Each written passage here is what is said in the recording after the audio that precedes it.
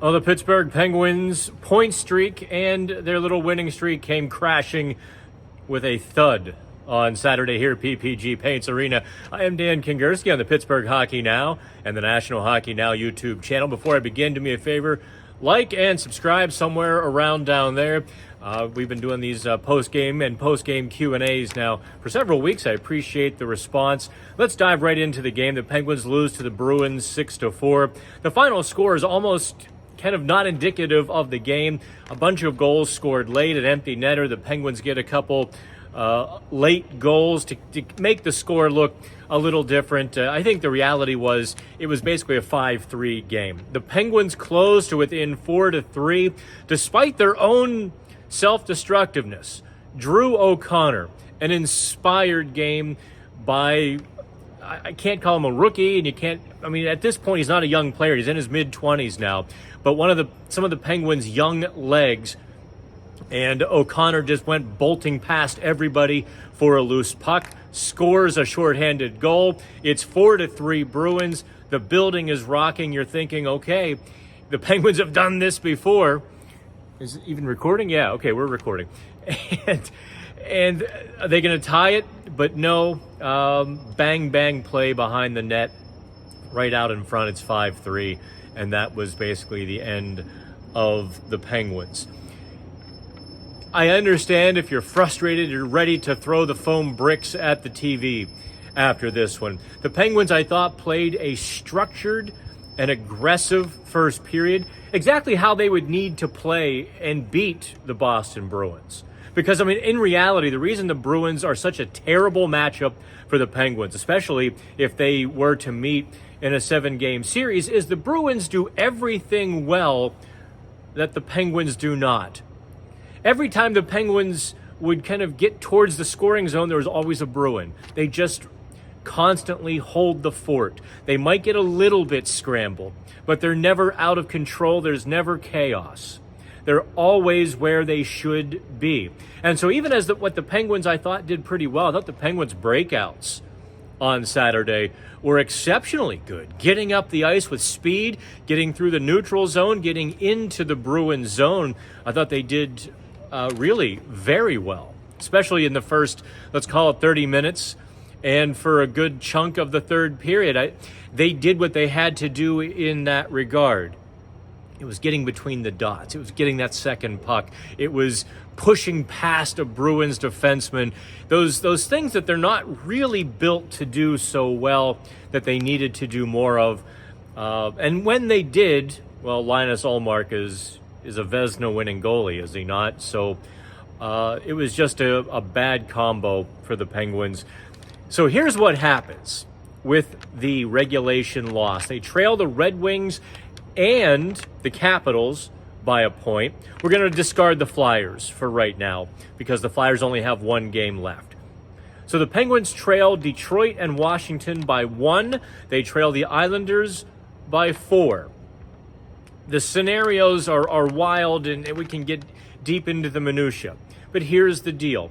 If Washington and Detroit drop just 1 point over the next 2 games, the Penguins can grab that spot by winning out. In fact, the Penguins wouldn't even have to win out if Washington or Detroit dropped a point. The Penguins could get that playoff spot with 3 of 4 points. So it's not as over as you might think it is. It's dire. It ain't good, that's for sure. But Washington has Boston next, and then they finish with Philadelphia. Tell me one of those games is not very losable for Washington. Detroit has Montreal. Very interesting. They have a home and home with the Montreal Canadiens to do the Detroit Red Wings. Montreal's playing with house money. They got blown out on Saturday, but they've been playing kind of a spunky, fast and loose, fancy-free and footloose kind of hockey game. If they get a goal or so early on Detroit in either of those games, look out, because they're just playing like they're playing for fun. That can be the most dangerous team. Ask the Penguins about the Chicago Blackhawks last season, eh? Or the Columbus Blue Jackets last season. So it's not over. The Penguins have to beat Nashville, who have in fact clinched a playoff spot. And the Penguins have to beat the Islanders and hope that one of the other teams gives them a little bit of help. I think it's entirely possible one of the other teams gives them help. The thing is, can the Penguins beat Nashville and the Islanders? Two very difficult games coming up. The issue, I think, that got all the attention, and rightfully so, was Mike Sullivan pulling Alex Nedeljkovic in the second period. And why that got attention, obviously, is because I think fans have been kind of asking, when do you start Tristan Jarry? Why is Tristan Jarry not starting? And that has snowballed. So that's going to lead us... Oh, by the way, you'll forgive my quoting John Tortorella here. I think it's appropriate in this situation. Alex Nedeljkovic faced the media after the game on Saturday night. Balls as big as the building. You just don't see that. You don't see a goalie stand up, take the accountability, take the heat after a performance like that. I mean, he was shaky. There's just no question about it. So that leads us into the Q&A part. Steve on Twitter asks, are the playoffs kaput? No. Nope. It's probably a 1-3 shot at this point. JW says, I think our playoff hopes are gone, but between Drew O'Connor, Olivier Joseph, P.O. Joseph, we can make the playoffs next year, just fix the power play. You know, that's interesting.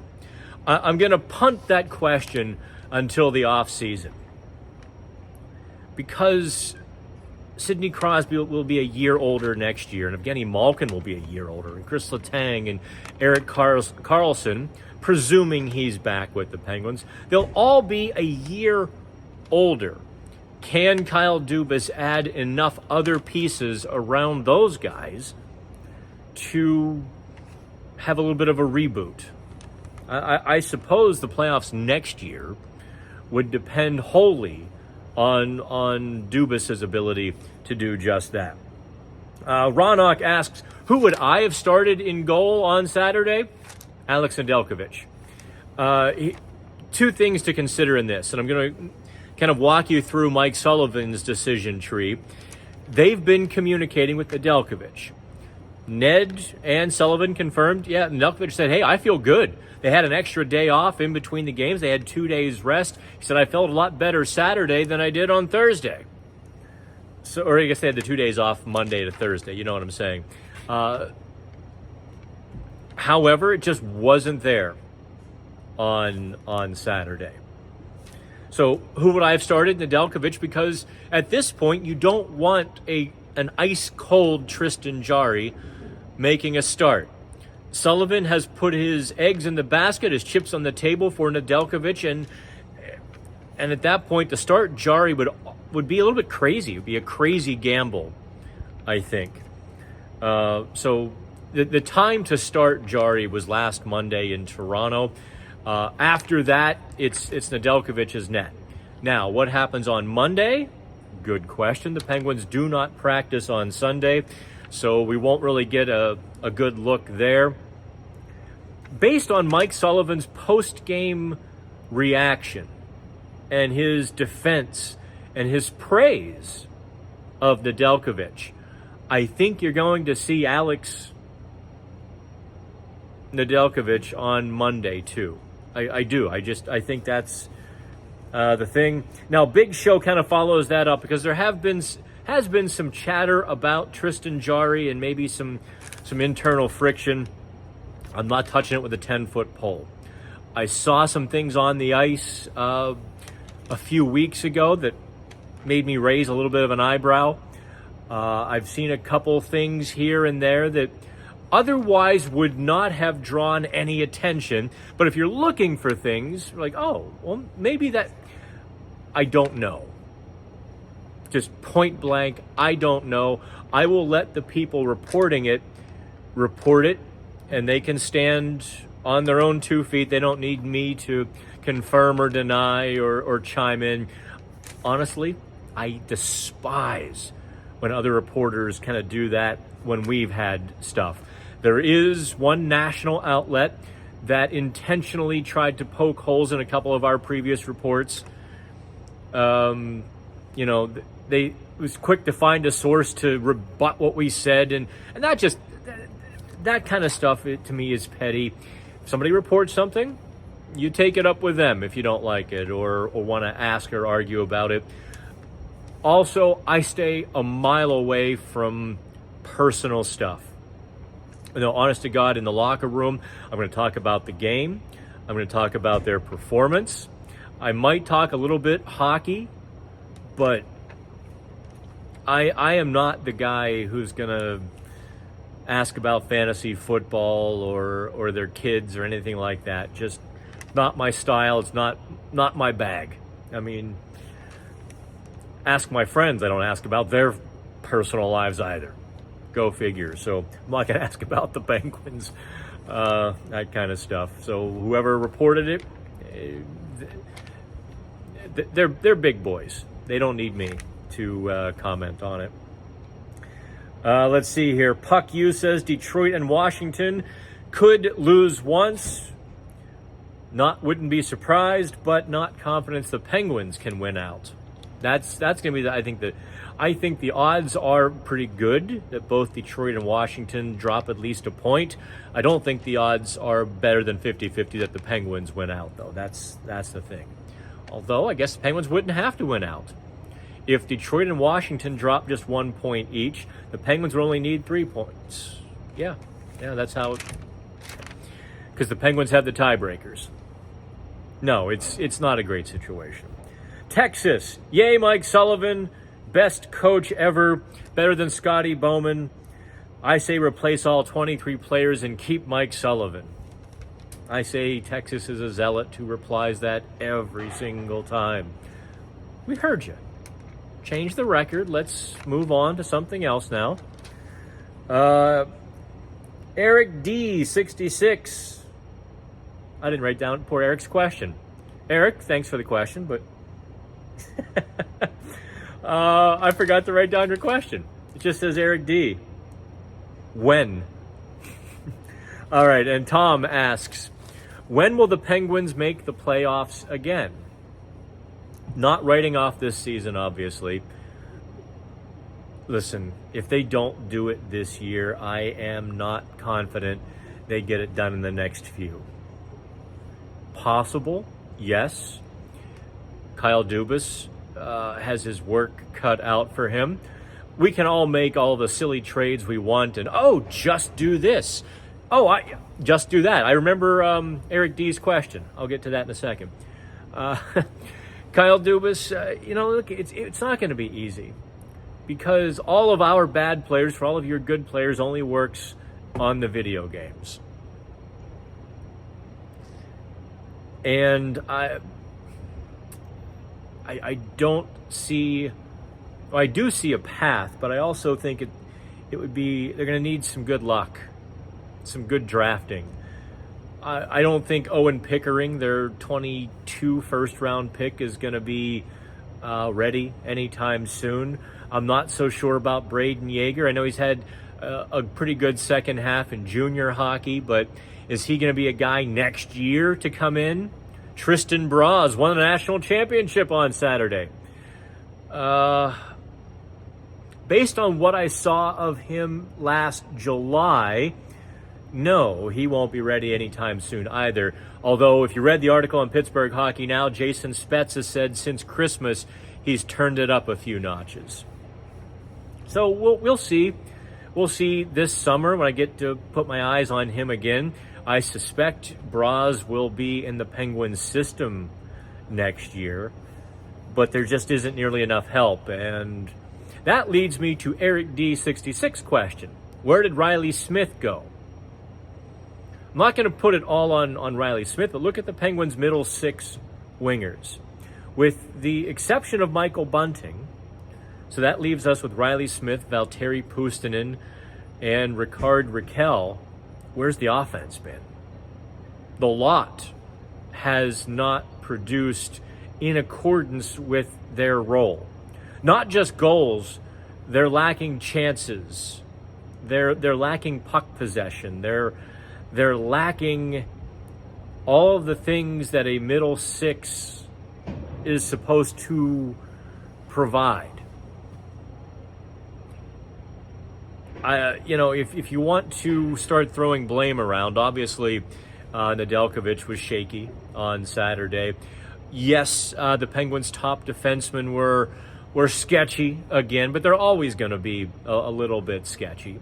They also provided a whole lot of offense, did Chris Letang and Erik Karlsson. If you want to start pointing, look at the invisibility factors of the middle six. Crosby's line with Brian Rust and Drew O'Connor, always around the net.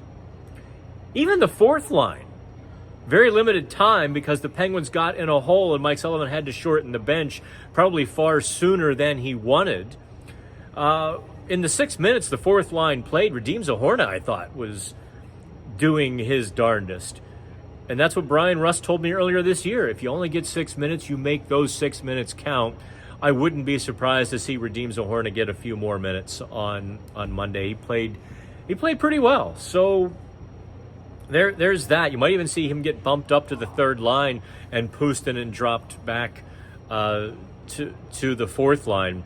I just couldn't tell you what those guys contributed on Saturday. It really was an invisibility sort of thing. I don't know what to tell you. You can say it's over, turn off the TV, knock yourself out. It's 1 point with 2 games to play. Not insurmountable. I'm not telling you to be optimistic. I'm not telling you to be pessimistic. I'm telling you the facts. And I'm telling you the facts are the Capitals and Red Wings could very easily lose a game. Believe or don't believe. Take the blue pill, take the red pill. But I'll be here. We'll be obviously here in Pittsburgh covering Nashville Monday and then the final game in New York, if it is the final game. I'm Dan Kingerski on the Pittsburgh Hockey Now and the National Hockey Now YouTube page.